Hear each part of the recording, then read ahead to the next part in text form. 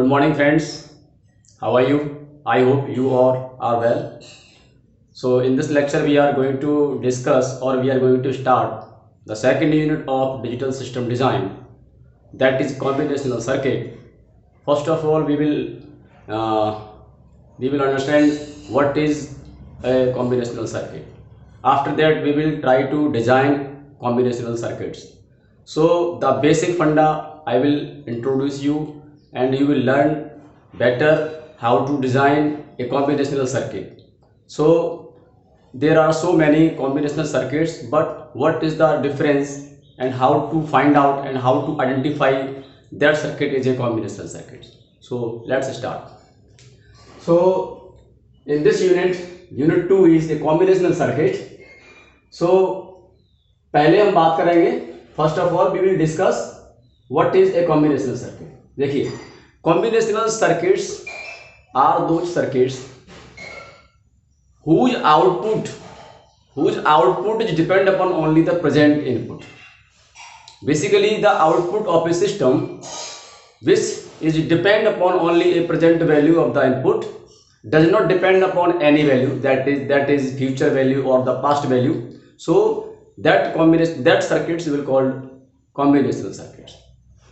Meaning, आपका कोई भी सिस्टम जिसका आउटपुट उसके सिस्टम के प्रेजेंट इनपुट पर डिपेंड करता है, किसी पास्ट पर या फ्यूचर पर डिपेंड नहीं करता, वो सर्किट कॉम्बिनेशनल सर्किट कहलाता है. अब कोई भी आपका सिस्टम यदि प्रेजेंट के अलावा पास्ट या फ्यूचर पर डिपेंड करता है, तो इसका मीनिंग है कि पास्ट या फ्यूचर के लिए वो वैल्यू उसमें स्टोर कहीं ना कहीं होगी. इसका मीनिंग ये हुआ कि उसमें सर्किट में कहीं ना कहीं कोई ना कोई मेमोरी होती होगी जिसमें आपका पास्ट वैल्यू या फ्यूचर वैल्यू स्टोर रहता होगा, जिस पर आउटपुट डिपेंड करता है.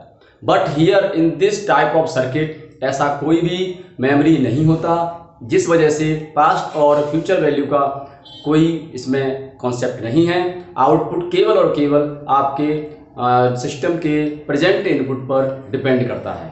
ऐसे सर्किट को हम कॉम्बिनेशनल सर्किट कहते हैं. ओके, सो इसमें फंडा क्या होता है, कोई भी कॉम्बिनेशनल सर्किट को आप डिजाइन करने की ट्राई करेंगे तो उसमें सबसे पहले टास्क क्या है, उसका ब्लॉक डायग्राम बनाएंगे, है ना. उसका ब्लॉक डायग्राम बनाएंगे अकॉर्डिंग टू द बिहेवियर. हम उस ब्लॉक डायग्राम से ट्रुथ टेबल को फाइंड आउट करेंगे. ट्रुथ टेबल आपकी उस सर्किट के उस ब्लॉक डायग्राम के बिहेवियर को रिप्रेजेंट करती है.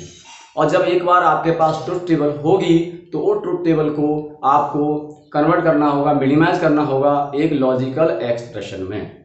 लॉजिकल एक्सप्रेशन को फाइंड आउट करना होगा और वो भी मिनिमाइज्ड. उसके लिए आपको कई सारी टेक्निक्स हमने फर्स्ट यूनिट में पढ़ाई हुई हैं. उसके अकॉर्डिंग आप ट्रुथ टेबल से एक मिनिमाइज्ड लॉजिकल एक्सप्रेशन को फाइंड आउट करेंगे. उसके बाद जब मिनिमाइज्ड लॉजिकल एक्सप्रेशन आपको फाइंड आउट हो गया तो आपको वो मिनिमाइज्ड लॉजिकल एक्सप्रेशन को इम्प्लीमेंट करना होगा, डिजाइन करना होगा. डिजाइन के लिए आपके क्वेश्चन में आप बेसिक गेट को लेके भी डिजाइन कर सकते हैं, एंड और नॉट, है ना, एंड और इन्वर्टर गेट को हम बोलते हैं जिस तरीके से, या वो इम्प्लीमेंटेशन को किसी यूनिवर्सल गेट के थ्रू भी आपसे डिजाइन करा सकता है, जैसे नैंड गेट, नॉर गेट. ठीक है, तो अगर क्वेश्चन में कुछ मेंशन है कि नैंड गेट से या नॉर गेट से आपको ये इम्प्लीमेंट करना है, डिजाइन करना है, तो आपको वो लॉजिकल एक्सप्रेशन को उसी नैंड या नॉर के थ्रू इम्प्लीमेंट करना होगा. ये तो आपकी कॉन्सेप्चुअल बात हो गई. लेकिन आपको बता दूं that this unit of this DSD is very important. You will get 3 questions from this unit, and this unit is also very important because of without understanding this unit you will not able to understand what come in the next unit. So if you want to better understanding the next units, before that you have to understand better this unit, so that you can understand better what is the circuit with memory, what is the system with memory. So this system is without memory. We are working here in this unit, and the next unit we will work the system with memory. So the combinational circuit without memory we are going to discuss in this lecture. We will discuss also many combinational circuits, from which we are going to discuss first combinational circuit, that is adder. So adder we are going to discuss. First of all we will discuss half adder and then we will discuss full adder. Okay, so so we have a half adder. This is 2-bit inputs and 2 outputs. Here half adder having 2 inputs and 2 outputs, 2 inputs A and B, and the output we are getting here sum. S means sum and the C means carry. So we are going sum and carry, and this is the block diagram of your task. This is the first step. First of all we have to make a block diagram according to your need. So this is a block diagram. Now the second step is to convert this block diagram or the behavior of this diagram into the form of a truth table, so that we can minimize your logical expression. So now we will क्या करेंगे, we will convert this block diagram behavior into a truth table.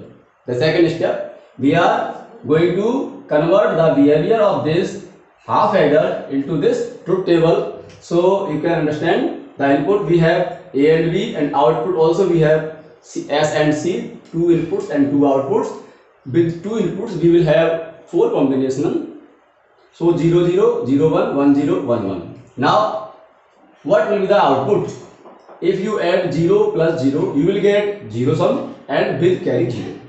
If you will add 0 plus 1 you will get sum 1 without any carry, यानी कि 0. If you also again add 1 plus 0 you will get sum 1 and carry 0. If you add 1 plus 1 you will get 2, and 2 I can write here 2 1 0, and this is the 1 0. The sum is 1 0 here we are getting, and we are getting also carry, this one carry. Okay, so we will write here in this way, 1 plus 1 1 0 यानी कि 2, and right side 0 is the sum and left side is the carry we will put here. So in this way this is the truth table. This is define the behavior of this block diagram. Once you have a truth table, then it is very easy to minimize the logical expression. There are so many methods: Boolean algebra, K-map, tabular method.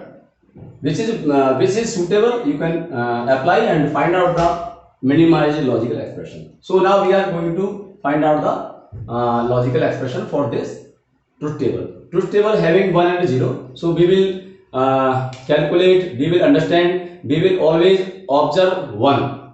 SOP, we will always do SOP. For SOP we will consider only 1. Okay.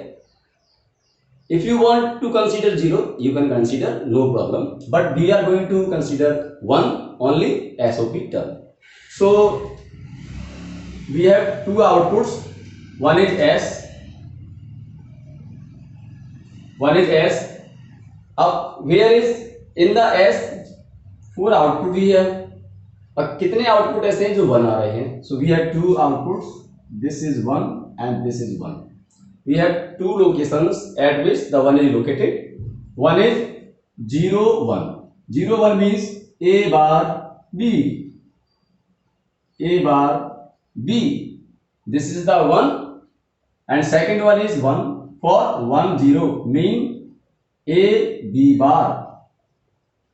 A B bar. So this is the logical expression for sum, and this is minimized already. We cannot, there is no need to minimize this circuit, logical expression. And for C, carry, for C we have only a 1 location at which 1 is located. This is 1, and this one is for 1 and 1 and A and B, A into B. So these are the logical expression which is calculated from this truth table. Okay, so step 1, draw a block diagram, make a block diagram. Step 2, convert the behavior of this block diagram into in the form of a table, or you can see in the form of truth table. And the step 3 is convert the behavior of this truth table in the form of a logical expression. Okay, logical expression. Now we have a logical expression. And the last step is to implement this logical expression according to your need.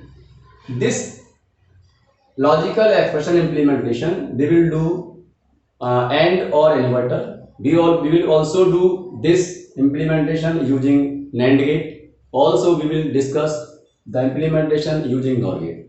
This half adder I will explain in three way implementation: AND or inverter, NAND and NOR, so that you can understand better how we are going to design. First of all, first step is to implementation, that is AOI, using AOI. Okay, AND or inverter यानी basic gate. We are using here basic gate for the implementation purpose. So this is क्या? This is OR gate. This is XOR gate. I can write here XOR gate. Okay, so XOR gate,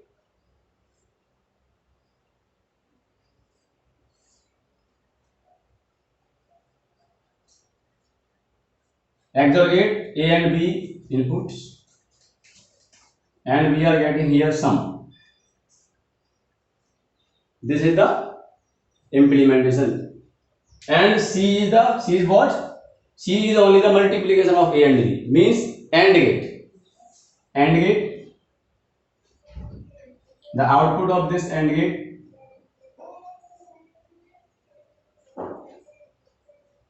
A and B, you will get here C. So this is the implementation using AND or inverter. Okay, AND or inverter. So the second step, in the second step we will implement these logical expression using NAND gate. Okay, using NAND gate. The second implementation using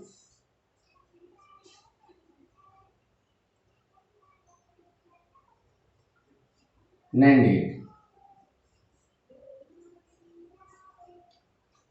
okay, so अच्छे से समझिएगा, NAND gate को use करके अगर इसको implement करना है तो NAND गेट बेसिकली क्या होता है? एंड और नॉट गेट का कॉम्बिनेशन होता है. ठीक है, तो हमें एंड के लिए आपके जितने भी इनपुट वेरिएबल होंगे उनको आपस में मल्टीप्लाई करना है.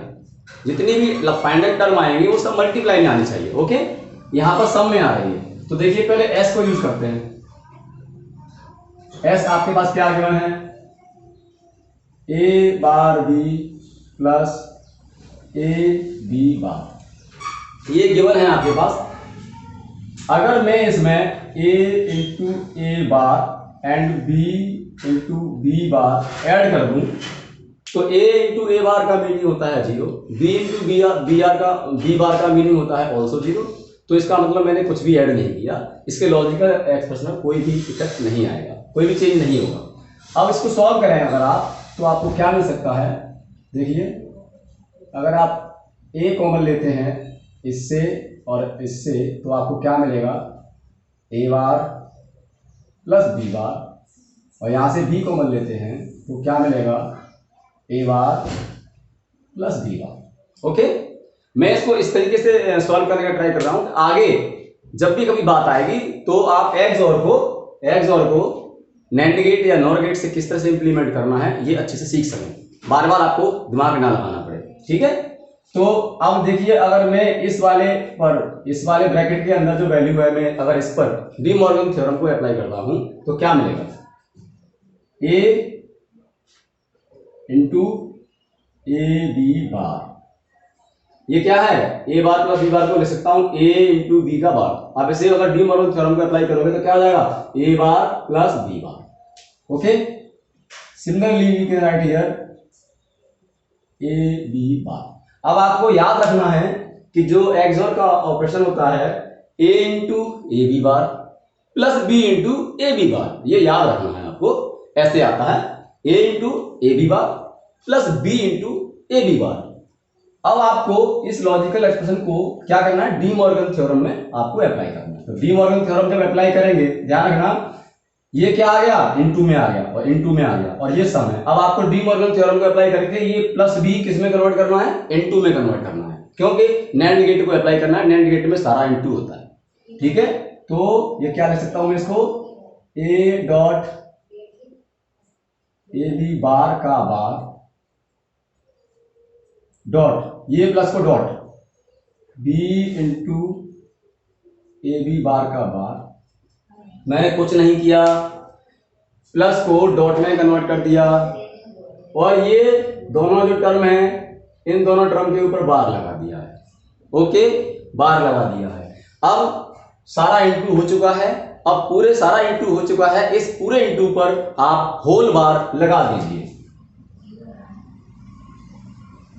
ये जो बना है ये ऊपर का और नीचे का इक्विवेलेंट है।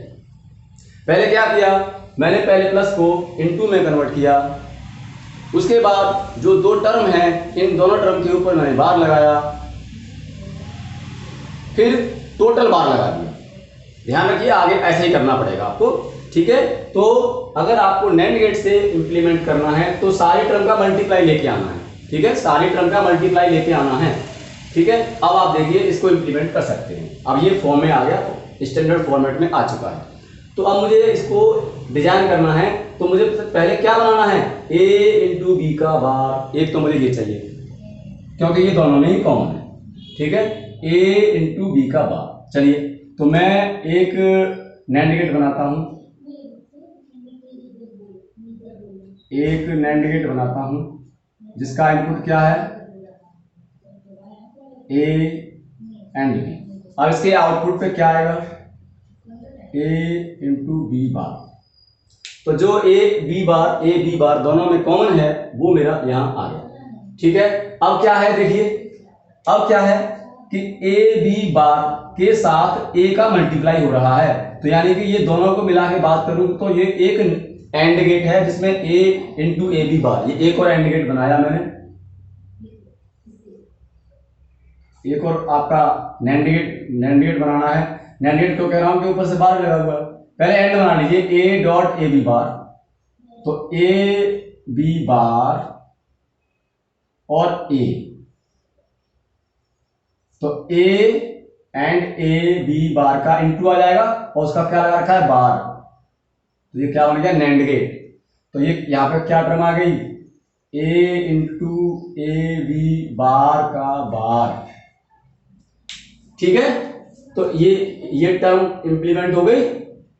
Okay, a into A B bar का बार, क्लियर। अब मुझे क्या करना है, ये वाली टर्म भी तो इंप्लीमेंट करनी है। ये क्या है, एक और नैंड गेट है जो इसमें b into A B bar का मल्टीप्लाई हो रहा है। तो इसमें मैंने एक और नैंड गेट बनाया जिसमें क्या है, ए बी बार यहीं से ले लिया और b और इसका जो आउटपुट आया वो आया b into A B bar का बार।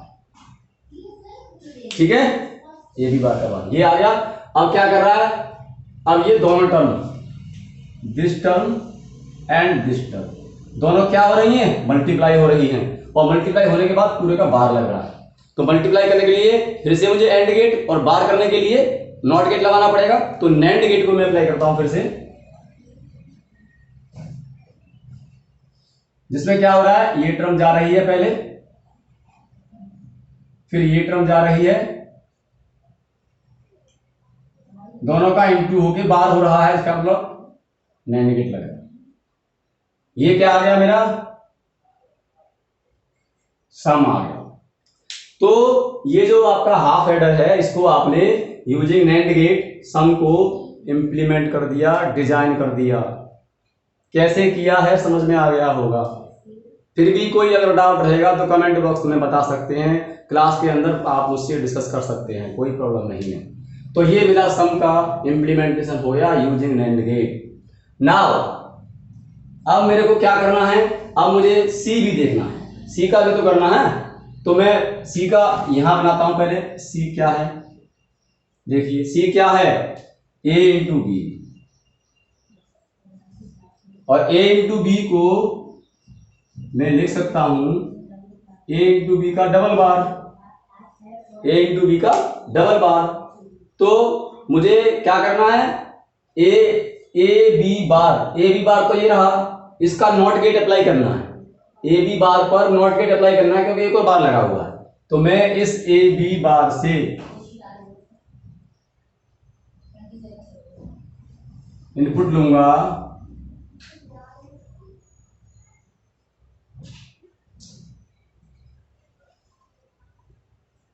आपको याद होगा मैंने आपको ये बताया था कि किस तरीके से यूनिवर्सल गेट को हम as a basic gate use करते हैं।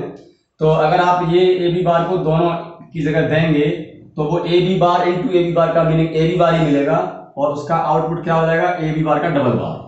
तो ये क्या मिल जाएगा आपको, सी। ये क्या मिल जाएगा आपको, सी। तो ये आपका टोटल इंप्लीमेंटेशन हो गया हाफ एडर का यूजिंग नैंड गेट। ठीक है, यूजिंग नैंड गेट आपको ध्यान रखना है कि किस फॉर्मेट में लेके जाना है। क्लियर है? तो आपको ये नैंड गेट को यूज करके हाफ एडर को इंप्लीमेंट कर लिया हमने।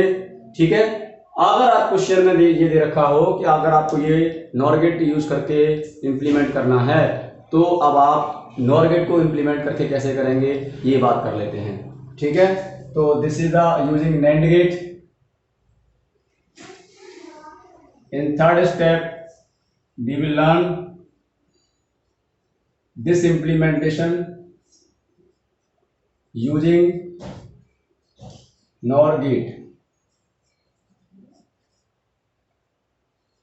NOR gate की जो बेसिक प्रॉपर्टी है आपको पता है कि वो सम करके उसका इन्वर्ट करता है, दो वैल्यू को सम करता है, यानी कि a प्लस बी और फिर उसके बार लगाएगा, तो ये इसमें सम करता है। ठीक है, ध्यान रखना है। तो अब इसमें आपको इंप्लीमेंट करने के लिए जितनी भी इनपुट वेरिएबल है उनको सम फॉर्मेट में लेके आना है। यहाँ मल्टीप्लाई फॉर्मेट में लेके आए थे, यहाँ सम फॉर्मेट में लेके आना है। चलिए देखते हैं कैसे कर सकते हैं। तो एस क्या दे रखा है आपको, A bar B plus A B bar, ये आपको गिवन है। ठीक है, तो पहले इसी को देख लेते हैं। तो बताया हमने इसमें a into A bar plus कर दिया, b into B bar plus कर दिया। एक बार ही करना है, फिर तो ये रिजल्ट आपको याद रहेगा तो you can apply directly anywhere. Okay, so इसका अगर मैं सॉल्व करूंगा तो a कॉमन लूंगा तो क्या आ जाएगा, a बार प्लस b बार, b कॉमन लूंगा तो क्या आ जाएगा, a bar plus B bar, पहले ही कर लिया है आपने। और अब मैं दोनों टर्म में से ए बार बी बार कॉमन ले लूं और ए प्लस बी आ जाएगा। ठीक है, अब मैंने प्लस में लिया है, ध्यान रखना। अब मेरी टर्म प्लस में आ रही है, सारे वेरिएबल इनपुट प्लस में आ रहे हैं। ठीक है, क्योंकि मुझे नॉर गेट को लेके इसको इंप्लीमेंट करना है तो मुझे सारे वेरिएबल को प्लस में लेके आना होगा, so that I can use this sum in terms of a NOR. So अब आप देखिए, अब जब ऐसा ले आएंगे आप, इसको हम क्या कहते हैं, ये है हमारा POS, प्रोडक्ट ऑफ सम। और यहां क्या था हमारा, ये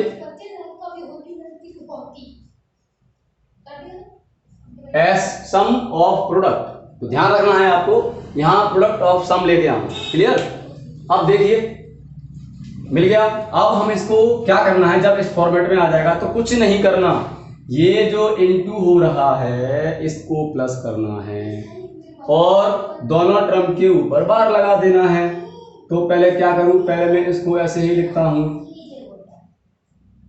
और इस पॉइंट को, डॉट को मैं प्लस में कन्वर्ट करता हूं।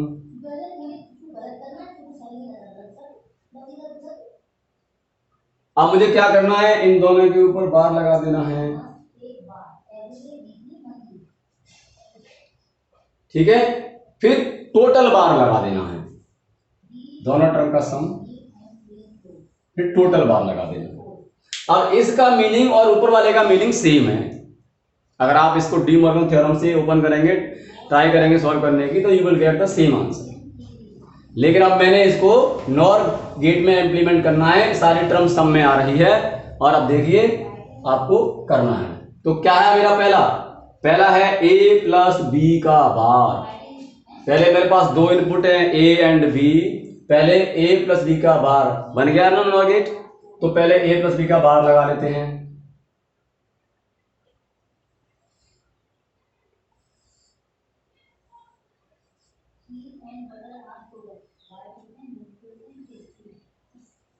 a b, यहां पे क्या देगा ये इनपुट a प्लस बी का बार, ठीक है। ये आपको एक नॉर गेट यूज करके आपने ये पहला टर्म पा लिया। अब क्या करना है, a बार और b बार को लेना है, a बार और आपको b बार लेना है। तो कैसे लेंगे, a बार क्या है, a का नॉट गेट, a का इन्वर्टर। तो अगर आपको इन्वर्टर यूज करना आता होगा तो अगर नॉर गेट को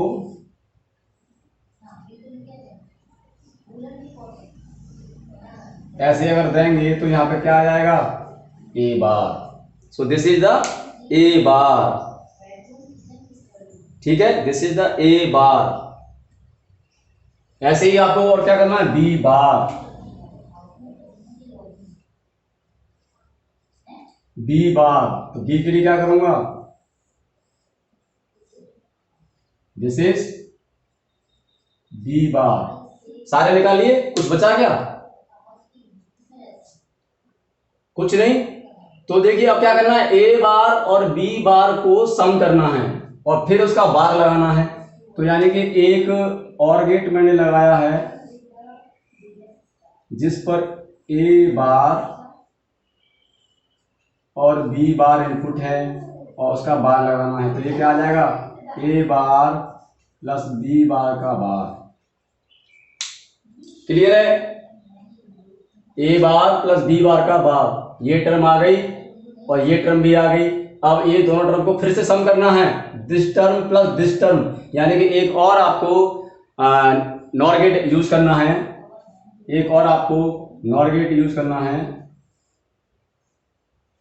जिसका इनपुट एक क्या है, a प्लस b का बार और दूसरा क्या है, a बार प्लस b बार। तो एक तो ये इनपुट है और दूसरा आपका इनपुट ये है, ठीक है। दोनों का इनपुट ले लिया और फाइनल जो आउटपुट मिलेगा वो क्या मिलेगा, S। So this is the implementation of this sum of half adder using NOR gate. Okay, अब आपके पास क्या बचा, कैरी। कैरी को भी देख लेते हैं, कैरी का वैल्यू क्या है, यहां देखते हैं। C इज इक्वल टू क्या है, AB को मैं ऐसे लिख सकता हूं, AB डबल बार, और या मैं इसको ऐसे लिख सकता हूं, A bar plus B bar का whole bar, A bar plus B bar का होल बार। ऐसे कर सकते हैं आप। A बार यानी कि जो नीचे वाला बार है उसको मैंने डी मॉर्गन थ्योरम में अप्लाई किया तो A बार प्लस B बार मिलेगा और ऊपर का एक बार है ही है। तो A bar plus B bar का होल बार तो आपने कैलकुलेट कर ही लिया है, कहाँ है, ये रहा। तो यही जो वैल्यू है, यही वैल्यू क्या हो जाएगी, C। This is the carry. Okay, so इस तरीके से आपने हाफ एडर को पहले समझ लीजिए अच्छे से। सारे जितने भी आप इसके अंदर सर्किट डिजाइन करेंगे, एक ही फंडामेंटल कॉन्सेप्ट है कि कोई भी आपको टास्क करने के लिए कुछ भी डिजाइन करना है तो सबसे पहला टास्क ये है, आप उस टास्क के अकॉर्डिंग आपका ब्लॉक डायग्राम बनाइए। सो अगर हाफ एडर है तो मैंने उसका ब्लॉक डायग्राम बना लिया और ये ब्लॉक डायग्राम के अंदर का जो बिहेवियर है, सेकंड स्टेप में आपको इस बिहेवियर से ट्रुथ टेबल बनाना है, यानी कि आपको इसके बिहेवियर को ट्रुथ टेबल में कन्वर्ट करना है। तो आपने इसका बिहेवियर यहाँ ट्रुथ टेबल में लेके आ गए, ये ट्रुथ टेबल के अंदर इसका बिहेवियर है और वो बिहेवियर 1 और 0 की टर्म में है। ओके, 1 और 0 की टर्म में है। आउटपुट पे या तो 0 है या 1 है, यहाँ 2 इनपुट है 2 आउटपुट है, आउटपुट पे 2 आउटपुट है, एक सम और एक कैरी। अब दोनों के लिए आपको लॉजिकल एक्सप्रेशन को फाइंड आउट करना है, वो भी मिनिमाइज्ड फॉर्मेट में। तो उसमें आप सॉल्व करने के लिए या तो 0 को कर सकते हैं कंसीडर या 1 को कर सकते हैं कंसीडर। 0 को कंसीडर करेंगे तो पीओएस को अप्लाई करेंगे और 1 को कंसीडर करेंगे तो एसओपी को अप्लाई करेंगे। तो मैंने 1 को कंसीडर किया है। कहाँ कहाँ पर 1 है मुझे ये देखना है, याद रखना है। यहाँ 1 है, 1 एस में 2 1 है, कौन सी लोकेशन पर 1 है उसके अकॉर्डिंग मैंने लॉजिकल एक्सप्रेशन को फाइंड आउट कर लिया। कैरी के अंदर एक 1 है। देखिए मैं 1 की बात इसलिए कर रहा हूं कि यहाँ देखेंगे कि 1 3 ही है सारे मिला के, 0 ज्यादा है। तो जो वैल्यू कम है 1 अगर कम है तो 1 लीजिए, अगर 0 कम है तो 0 लीजिए। जिसको याद करना आसान है ना, जिसको याद करना आसान है उस काम को कीजिए। यहाँ पर 1 देखिए 4 आउटपुट है, 4 में से 2 में 1 है।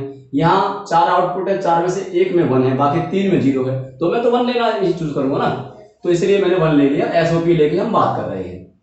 क्लियर है? लॉजिकल एक्सप्रेशन फाइंड हो गया। अब इस लॉजिकल एक्सप्रेशन को इंप्लीमेंट करने के लिए क्वेश्चन में गिवन अगर कुछ नहीं मेंशन नहीं है कुछ भी, तो आप एंड और इन्वर्टर बेसिक गेट को यूज करके इसको इंप्लीमेंट कर सकते हैं। लेकिन अगर आप इसे नैंड या नॉर गेट को लेकर इंप्लीमेंट करते हैं तो वो ज्यादा अच्छा रहेगा। जनरली क्वेश्चनों में ये गिवन होता है कि आपको यूनिवर्सल गेट को लेकर इसको इंप्लीमेंट करना है, लेकिन यदि गिवन नहीं है तो अगर आपको आता है तो आप इसको यूनिवर्सल गेट को लेके इंप्लीमेंट करके डिजाइन करना। ठीक है?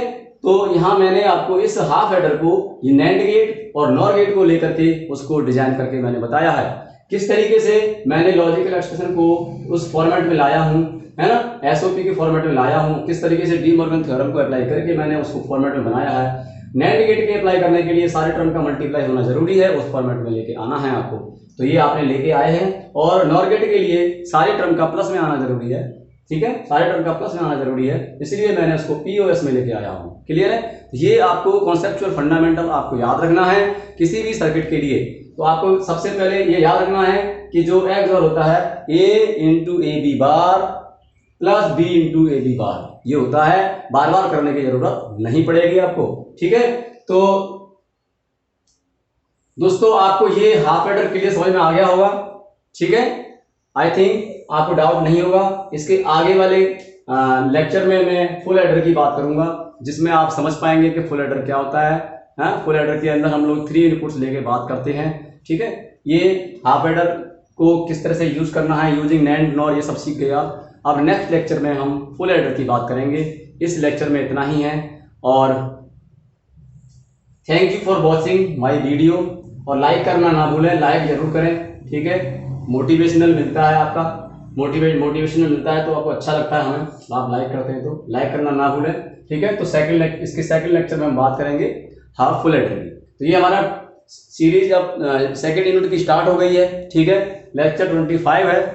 24 लेक्चर हम फर्स्ट यूनिट में बना चुके हैं। ये 25 लेक्चर से अब हमारा सेकंड यूनिट स्टार्ट हो गया है, जिसका हमारा पहला टॉपिक हाफ एडर आपने कर लिया है, समझ लिया है। अब इसके नेक्स्ट लेक्चर में हम फुल एडर की बात करेंगे और धीरे धीरे इस तरीके से हम full adder, full subtractor, comparator, multiplexer, demultiplexer और we will also learn design a circuit using multiplexer. After that we will discuss encoder, decoder, okay, barrel shifter, ALU, 7 segment display। ये सब चीजों के लिए 1 by 1 हम लोग बात करेंगे और इस यूनिट को फिनिश करेंगे। Okay, so thank you for watching this video. Thank you.